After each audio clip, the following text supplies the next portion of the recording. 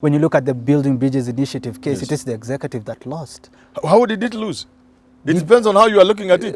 The game is continuing. The reggae is done. It is a very stupid way of looking at things. These kings will turn your children into slaves. They'll take your daughters. People say, no, we want kings. It is the Chief Justice to put her foot down and say, I will not be forced into an illegality. Because they are pushing the Chief Justice to commit an illegality.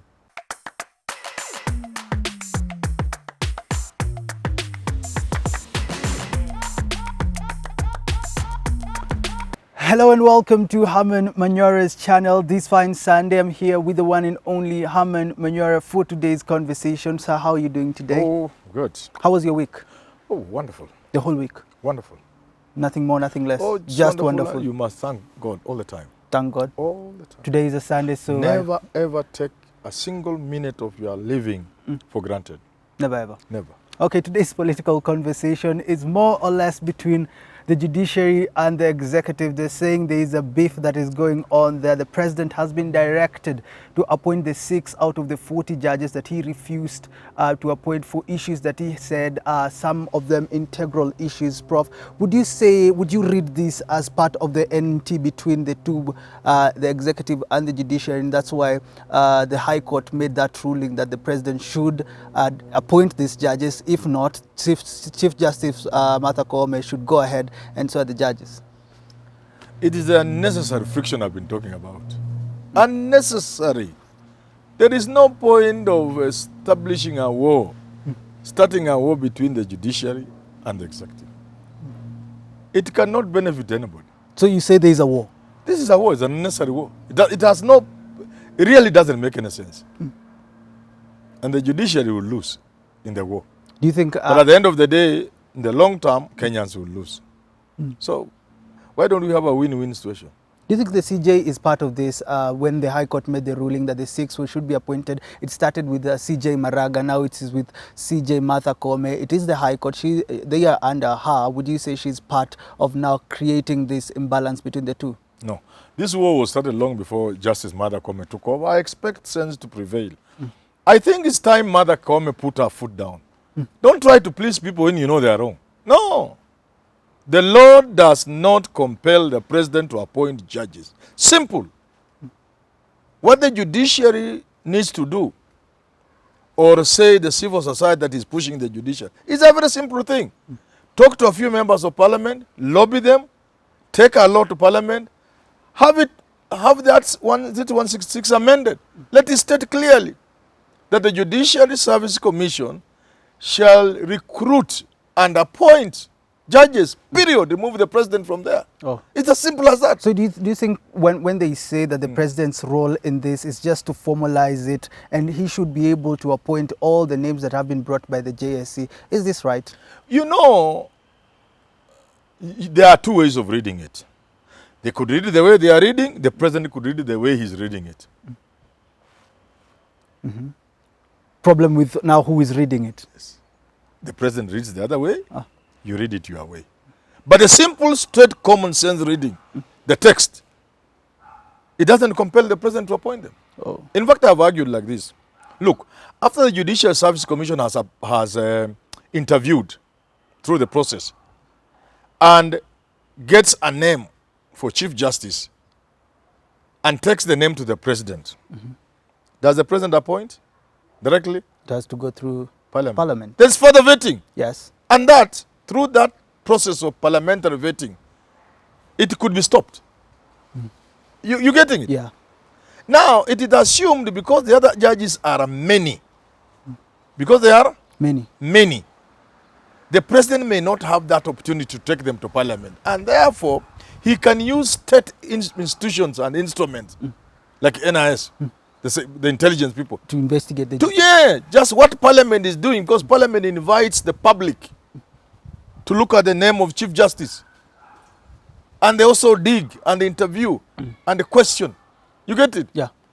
And that role of parliament, the president could use other state institutions to play the role parliament is playing when it comes to Chief Justice. You could interpret it that way. But the easier way is to ask parliament on the behalf of Kenyans to clarify it. Simple.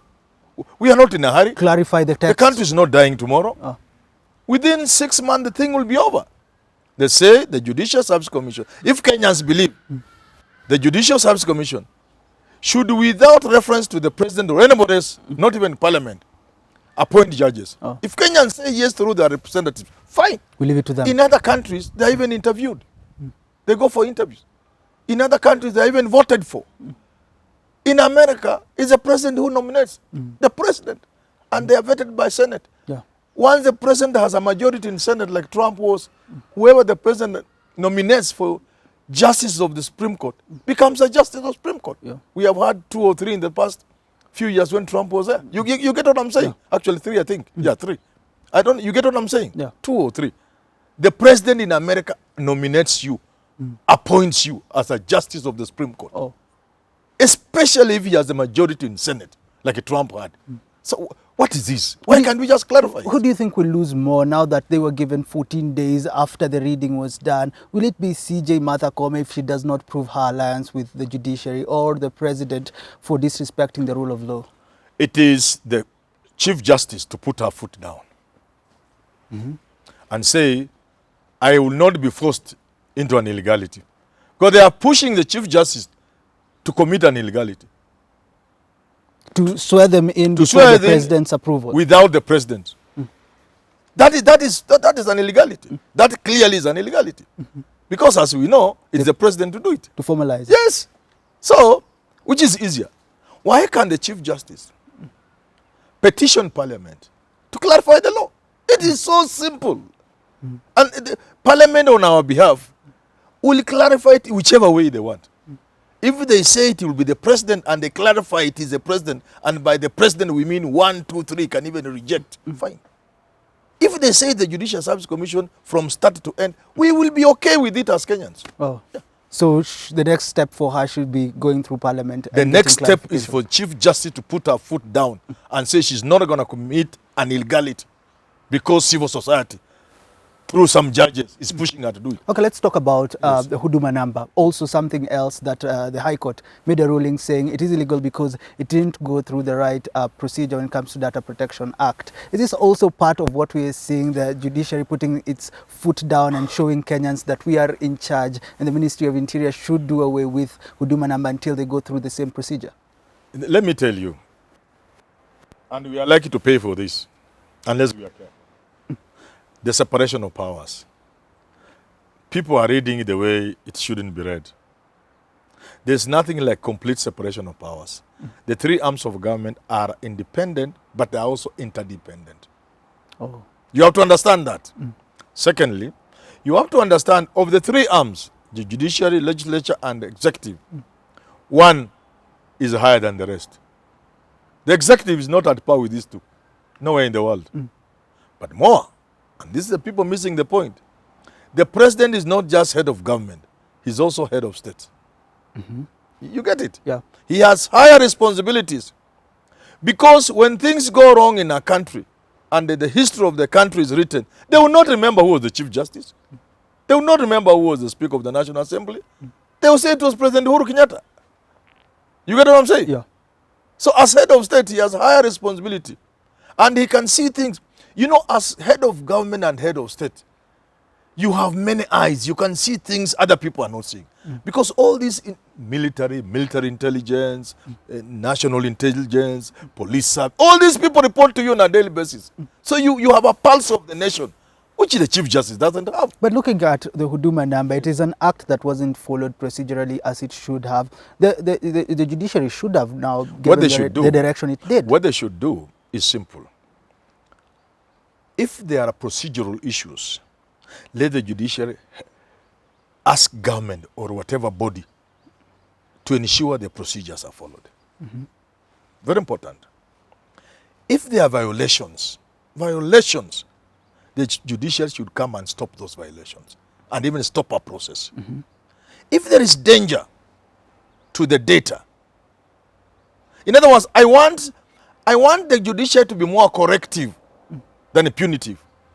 They say, okay, fine, this is a good idea.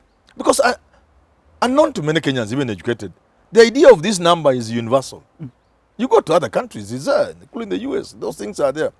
But we could have missed a step or two. Ask government, please go back and take the 2 steps you missed. That is very good. Secondly, like in this case, how about we are mindful of the data of Kenyans before we roll out this? So, if there is a law and a provision of that law was not followed, please rewind and follow it. You get it? Yeah. That's how I want to see the judiciary working. Do you think? In other words, the judiciary and everybody else playing their role to push this country forward, to move it forward. Forward, not stagnant, not backwards. We want to move the country forward all the time. Might you say it is the executive that is not, as you've put it, interdependent with other bodies, including the judiciary, and that's why some decisions are being made in a hastily manner and not consultations? Look, governments all over the world are conservative. Very conservative. And even intransigent. Governments all over the world are conservative. They don't want change. And they want to have more power than they have. All over the world. So the institutions charged with checking this power must also be careful. If you overdo it, instead of bringing the change you desire, you can bring chaos and anarchy. You get it? Yeah. Because governments are, when you talk of parliament, we are talking of politicians. Politicians have bad manners. That's what politics is. Yeah.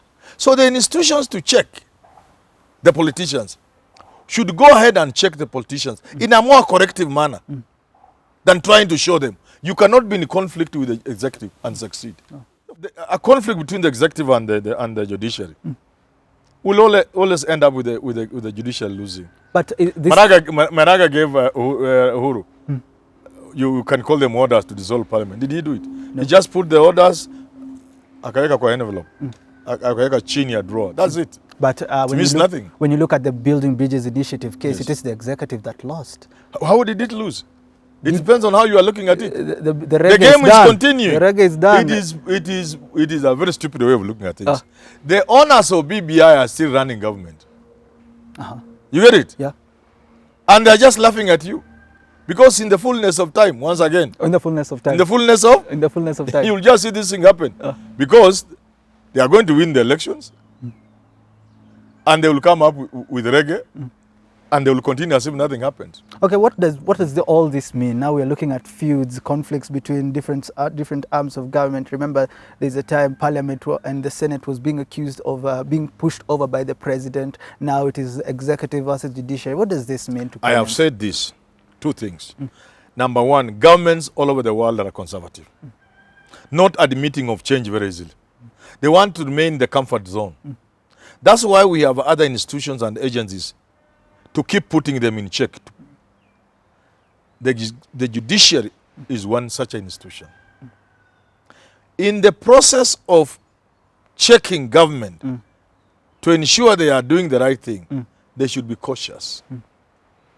They should not enter areas where they are not required. They should let government run. But where there is sufficient intransigence or violations, the judiciary should step in with a view to correcting. Correcting. Yeah. Where it is necessary to correct. But to try and stop government from working, it has not worked anywhere in the world, and it will not work. For example, you can see a governor sacks his CEC, the minister, rushes to court. 1 year down the line, the courts have not resolved it. How does a governor run his government now? You see what I'm talking about? Yeah. Courts must be aware that politics is superior to law. Law serves politics, whether you like it or not. Law serves politics. Even in the Bible, God tries to make it different. People refused. God told people, the Israelites, these judges are good to you. Why can't you be led by men of law? But judges. They wanted a king. They say, no, we want kings. And God tell them, these kings will turn your children into slaves. They'll take your daughters. People say, no, we want kings. Law by king, rule by kings. Politicians will use the law. The role of the judiciary is to moderate the excesses of the executive without destabilizing society. Yeah. being careful. Let me finish this by telling you this. The people Trump helped against all odds to become judges of the Supreme Court of America. Against all odds. Almost the whole of America was united in rejecting some of those people. In his hour of need, when he was petitioning the elections, they just looked at the others. They refused. They didn't listen to him. They didn't. Why? Go back to the year 2000. When there was a confusion in the state of Florida between Al Gore and Bush. And the Supreme Court of Florida ordered a recount. When this thing got to the Supreme Court, the biggest Supreme Court now, the Supreme Court of America told the Supreme Court of Florida, you need not have ordered a recount. And what reason they give? They say America has very clear timelines from that when do you elect a president, what takes place up to the 20th of January, noon, when you swear in a president. If you entertain some of these things, you could violate these timelines. It will be a bigger offense. So in other words, what I'm trying to say, the judiciary can see the misbehavior of government, but they close one eye. Looking at the bigger picture. Yes, they look at the bigger picture. They know if you enter into this, you could create a bigger problem than the one you are trying to solve. Now, when a judiciary becomes captive of the civil society, you know, civil society is good. But civil society is always creating a world of 20 years from now. You can't leave it today. That's why Wangari Maathai was not made minister in charge of forests or environment. When NAC won in 2002. You get it? Yeah. Was she made the minister in charge of the environment? Never. No. She was given assistant minister. Because those people, the people who push for critical changes in society have to wait until a critical mass of the people understand what they are saying. Are we now speaking about the spirit of the law and the those and the I rule agree. of law? Don't go into the spirits. Just look at the law the way it is. Yeah. And in most cases, if you look at the law the way it is written today, you'll find most times the judiciary is law. The way it is. BBI, the judiciary went outside the law the way it's written. Appointment of judges, the judiciary is wrong because those who are pushing they are wrong because nowhere is it stated the president must appoint the judges. Okay, Bilal is telling me to wind up. Let's call it. We can wind up. Let's just but call by it. telling our viewers we are happy with them and let them subscribe so that those who have not subscribed, please subscribe. We grow together. Okay. Thank you so much for having that conversation. It's a conversation between the executive and the judiciary in different arms of the government, taking a look at how the constitution is. Professor is telling me, don't look at the spirits, just look at the law as it is. I don't know whether you agree with him until we have these conversations. Again, thank you, Bilal, for holding the camera, and have yourself a lovely rest of your day. Good.